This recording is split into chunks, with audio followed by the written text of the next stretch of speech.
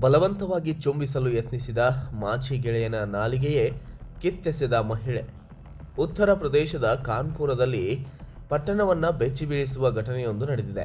ವಿವಾಹಿತ ಮಾಜಿ ಗೆಳೆಯನೊಬ್ಬ ಮಹಿಳೆಯನ್ನು ಬಲವಂತವಾಗಿ ಚುಂಬಿಸಲು ಯತ್ನಿಸಿದಾಗ ಆಕೆ ಆತ್ಮರಕ್ಷಣೆಗಾಗಿ ಅವನ ನಾಲಿಗೆಯನ್ನೇ ಕಚ್ಚಿ ಕಿತ್ತೆಸೆಯುವ ಘಟನೆಯೊಂದು ನಡೆದಿದೆ. ಇನ್ನು ಈ ದುರಂತದ ಹಿನ್ನೆಲೆಯಲ್ಲಿ ದರಿಯಾಪುರ ಗ್ರಾಮದ 35 ವರ್ಷದ ಚಂಪಿ ಎಂಬಾತ ಮತ್ತು ಮಹಿಳೆ ಇಬ್ಬರು ವಿವಾಹಿತರಾಗಿದ್ದರು.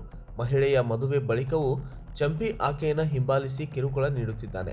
ಸೋಮವಾರ ಆಕೆ ಒಲೆಗಾಗಿ ಜೇಡಿಮಣ್ಣು ತರಲು ಕೆರೆಗೆ ಹೋದಾಗ ಚಂಪಿ ಬಲವಂತವಾಗಿ ತಬ್ಬಿಕೊಂಡು ಚುಂಬಿಸಲು ಯತ್ನಿಸಿದ್ದಾನೆ. ಹಿಡಿತದಿಂದ ತಪ್ಪಿಸಿಕೊಳ್ಳಲು ಸಾಧ್ಯವಾಗದೆ ಮಹಿಳೆ ಆತ್ಮರಕ್ಷಣೆಗಾಗಿ ಚಂಪಿಯ ನಾಲಿಗೆಯನ್ನೇ ಕಚ್ಚಿ ಕತ್ತರಿಸಿದ್ದಾಳೆ. ರಕ್ತಸ್ರಾವದಿಂದ ನೆಲಕ್ಕೆ ಬಿದ್ದ ಚಂಪಿಯನ್ನು ಸ್ಥಳೀಯರು ಆಸ್ಪತ್ರೆಗೆ ಕರೆದೊಯ್ದಿದ್ದಾರೆ.